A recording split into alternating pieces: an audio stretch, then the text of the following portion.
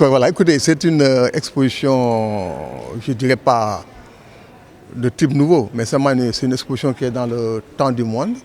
Aujourd'hui, tout le monde sait que le langage universel, c'est le langage numérique. Et on s'est dit que si dans le musée, on ne parle pas ce langage-là, personne ne va plus nous lire ou nous écouter.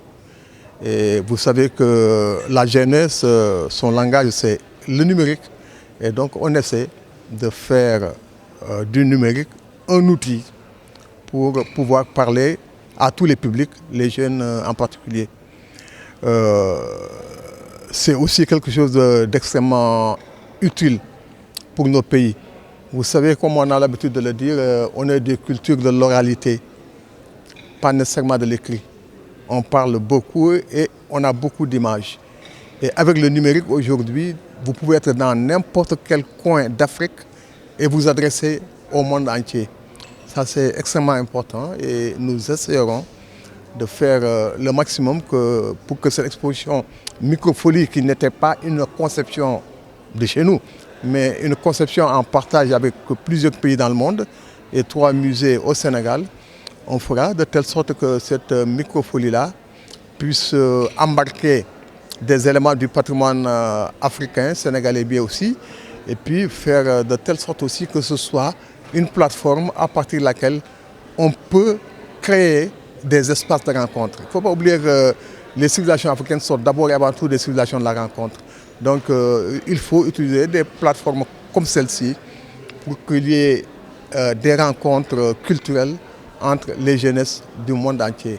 Et nous pensons que ça va renforcer le dialogue des civilisations, ça va faire de telle sorte qu'on se connaisse davantage et peut-être que ça va aider à la création d'une nouvelle humanité. Donc ici on est pour l'inauguration du 3e site des Microfolies au Sénégal. C'est une première sur le continent africain. Donc on est très heureux de s'associer au développement de ce nouvel outil de promotion de l'apprentissage de l'art contemporain, de l'histoire, du patrimoine matériel et immatériel. Le projet, en fait, il est important à double titre. D'une part, parce qu'il permet de conquérir de nouveaux publics pour les musées, problématique et équivalente que ce soit en France, en Occident ou en Afrique, où on a une désertion assez importante et une baisse de la fréquentation des musées, notamment sur les collections permanentes. Donc l'idée, c'est de visiter ces collections permanentes de manière différente en proposant des outils de médiation numérique, mais pas seulement. Il y a des manettes pédagogiques associées, il y a des jeux qui permettent à un public scolaire, à des étudiants de découvrir l'art et l'histoire de manière beaucoup plus ludique et plus accessible. Alors c'est pas une exposition, hein, c'est un portail numérique d'entrée sur tout un ensemble de collections muséales et d'expositions d'art contemporain. Donc ça durera autant que le site restera ouvert.